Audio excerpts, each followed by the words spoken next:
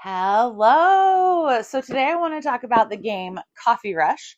And this is literally a recipe fulfillment game. You are going to try and fulfill as many coffee and tea orders for the customers as you can. And the orders are going to be coming rapidly. And if you don't finish them in time, they're going to drop off your board. And once a certain number of those happen to any one player, that's going to trigger the end game. This game is stressful and frantic. You're not playing in real time, but there's going to be more than you can do. So that brings the tension to the game. So how it works is you have this board of ingredients. And as you can see, things like coffee beans and whipped cream are more plentiful than like caramel and tea. So you have to plan carefully. It is a 2 to 4 player game. There are some fan-made solo modes. So you will get your meeple. I, of course, am green. And on your turn, you get to move 3 spaces. And wherever you move, you collect the ingredients on those 3 spaces. If another person is there, you can move through the space and collect the ingredient, but you can't end your turn in a spot with another space unless you have earned that upgrade. You also, to start out, can only move orthogonally. It is an upgrade to be able to move diagonally, and boy, does it really help once you can unlock that upgrade. So this is where you're moving around to get your ingredients, and you will have your coffee shop. So as it starts out, you're just going to have some recipes up here at the top.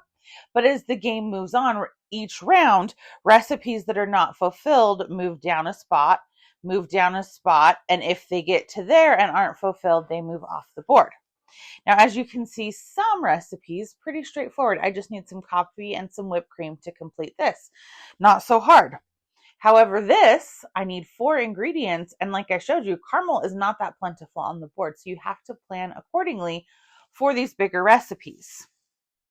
Also, you only have 3 coffee cups that you can be working on at any given time. So once you put ingredients in here, you can't move them around. You either have to get to the point that you fulfill an order, or you have to dump what was in here to start working on a new card. And the ingredients in this game, I'm not gonna lie, the components are top notch in this game. This is not a deluxe version. This is the retail version, but it's part of what makes this game so fun, because you're moving around the board, but you're actually getting to collect all of these ingredients. So on your turn, as you collect them, let's say this is what I collected this turn. On my turn, I could separate them between different cups based on what I need, or they can all go in the same cup. And then if I'm able to, I fulfill the order, I get the points, and the more orders you fulfill, the more of those upgrades you can unlock. And like I said, you can't do it all. That's kind of the point of this game. So when recipe cards do fall off your board, you'll get a rush token, which that allows you to move an extra space on a turn of your choice. So sometimes you can collect more ingredients.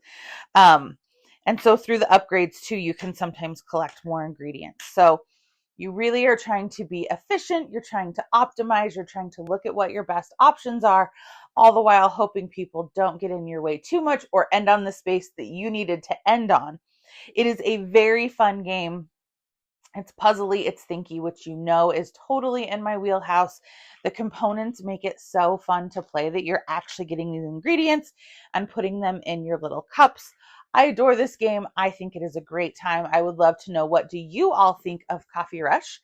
Give me a like and a follow, and I'll keep bringing you more board game content. Thanks. Bye.